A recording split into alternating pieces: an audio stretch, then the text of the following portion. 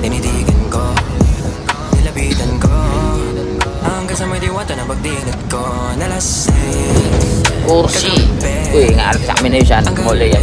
katabi